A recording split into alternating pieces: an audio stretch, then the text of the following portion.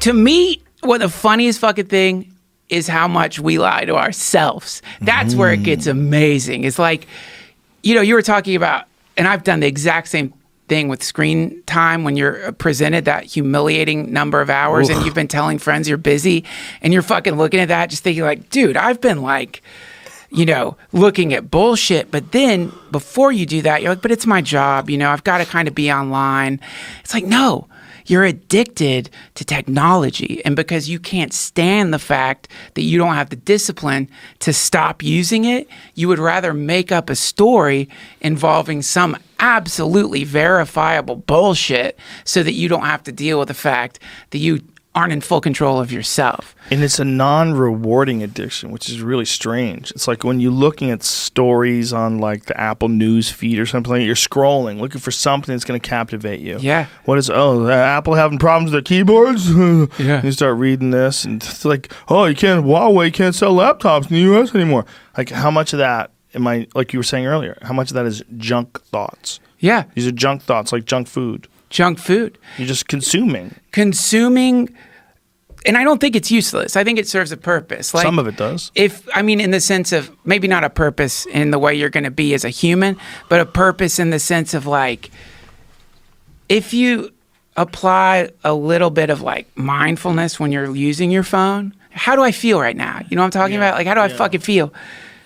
You'll realize you feel a specific way. It's a kind of like numbness. There's a quality of like, a kind of like sedated numbness to the hypnotic state you've been lulled into by the algorithms. And there's some pleasant kind of like, I guess you could compare it to some like low level euphoric painkiller, but not very euphoric, mostly just a mild numbness that is pretty good at turning off anxiety in this, or you could at least displace your own personal anxiety. Like if I'm scanning through my phone and I find the inevitable bad news, whatever form it's in, I could pretend that my anxiety is related to that news, you know? And then that's when you get people who are very anxious and I've seen it. I mean, who was that some person tweeted, I'm here in this beautiful place and I can't enjoy it because of our president. You know what I mean? It's like, whoa, I'm not sure that's the real reason why you can't enjoy that place. I think it might be actually that you haven't dealt with the fact that you're freaking the fuck out, right? Yeah. That to me is like the purpose of a phone. It's very good at tricking yourself into thinking that the reason you feel like shit is because of something happening in the world. It's a bandwidth eater too. And here's what the problem with that is. Sometimes you have like these legitimate thoughts. And when you have these legitimate thoughts, meaning like something you're working on, something you're like, whether it's an idea you're trying to do on stage or something else, another project that you're doing, these things, they require your bandwidth, right? And when you're always looking at your phone, it chips away percentages of your bandwidth. 10 here, 5 there, 20 there, 7 there. And you don't think about it because, nope, I'm still concentrating on the project. I'm still on the project. Yeah. But really, no. Really, you're in two rivers at the same time. You're in this wacky river of nonsense and wondering who got this and how much they're getting in this divorce and who died in the Dominican Republic. Oh, my God, another person, another tourist. Oh, my God. Yeah. You know, and you're just, if you want to look at all the bad stuff that happens amongst 7 billion people, you have to think of all the interactions that humans have. Yeah. All the literally billions of interactions every day. People constantly, and occasionally one goes fucking Western. Yeah. One goes sideways, and that's the one you see on YouTube. Jesus Christ, this world's going to shit. Yeah. And then you watch another one, and you watch another one, and you watch infectious diseases and snake bites and what happens when you get necropsy, when your fucking flesh starts falling off. Sure. Flesh-eating bacteria. Classic. How'd they get that? Snorkeling? And then the next thing you know, you're fucking just numb to your real life because you're taking in data from everywhere. Yeah, that's it. Fuck, man. And it's like, then that gets inside of you, and now you're just a turbulent. You have a Yeah. turbulent self that Yep. has digested a version of the world that's only half true, and so because of that, you're going to be half a person because Yeah. you're not looking into like your own whatever the fuck you are. You ever have a friend go crazy on you? Yeah. I've had friends that like legitimately lost their mind. I can't talk to them anymore. Like you would talk to him about events, and his version of events were just like so not what actually happened. And you'll go, oh, this is a person that's lost their marbles. People that just can't keep it together anymore, and for whatever reason, whether it's a combination of life stress and biological situation, whatever the fuck they've got going on, uniquely in their own brain. But some people just all of a sudden not there anymore, not keeping it together. The brain is an organ and it malfunctions, and sometimes you go nuts, and you get stigmatized for it, which really sucks because because that just adds to the problem. Like if you see somebody in a cast and you're like, oh, what happened to your arm? And they'll tell you, oh, whatever, I fell down.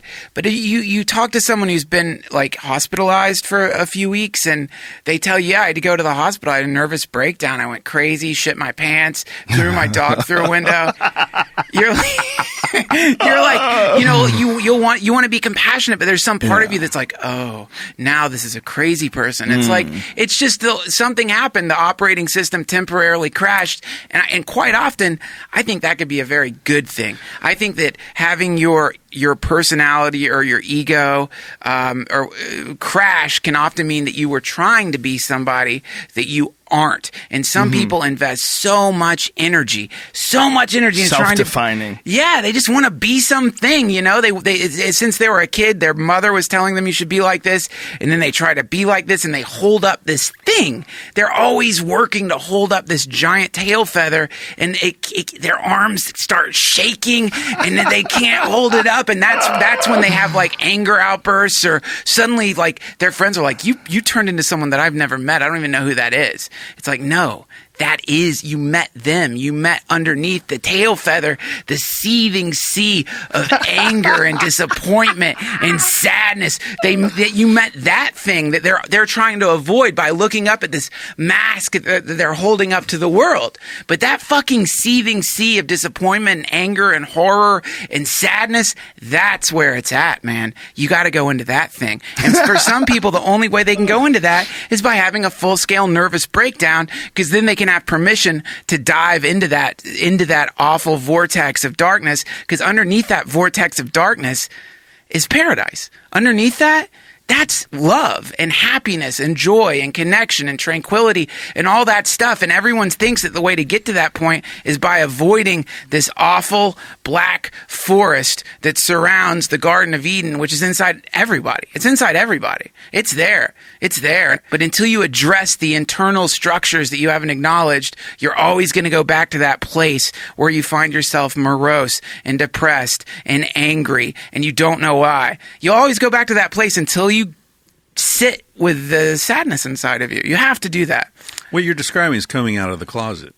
And, Yeah, for a lot of people, that is what it is, man. Yeah. It's coming out of the closet. And there's a lot of closets, There are a lot man. of closets, There's not just exactly. the gay closet. Right. There's all Yeah. kinds of closet. There's the artist closet. Some people are fucking accountants. They're wearing suits and their ties on tight and they're fucking like organized and disciplined. But inside, they're probably painters. They probably want to fucking paint.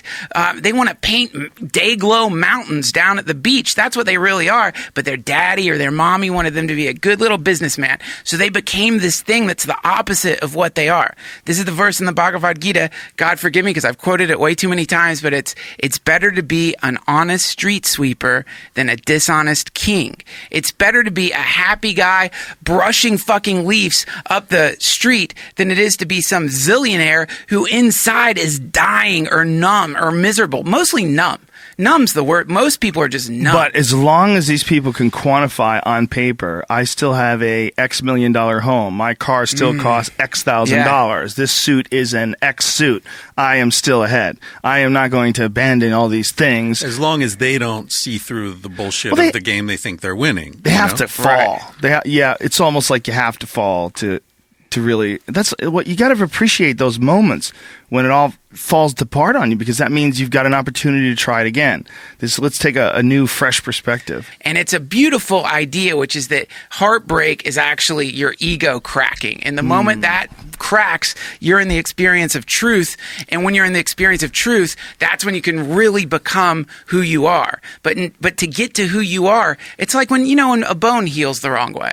Like, that's what a lot of people's entire personality is. It's like a bone that grew the wrong way, and that needs a fucking a snap, a crack, and you get that through you need that initial fucking thing, and it's a beautiful analogy, and it hurts. It hurts, but we're pain avoiding creatures. So we think so we're always running away from this pain. But the problem is, as we're running away from pain, we're still exactly in pain. It's basically like being on fire and running away from water. You're just running away from the water because I don't know, that's a stupid analogy actually. No, you were doing great up until that though. Yeah.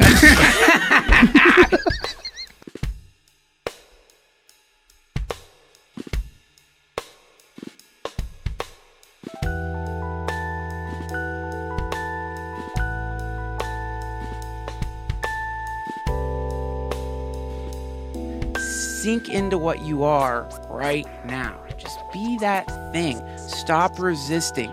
Exactly where you are right now is perfect.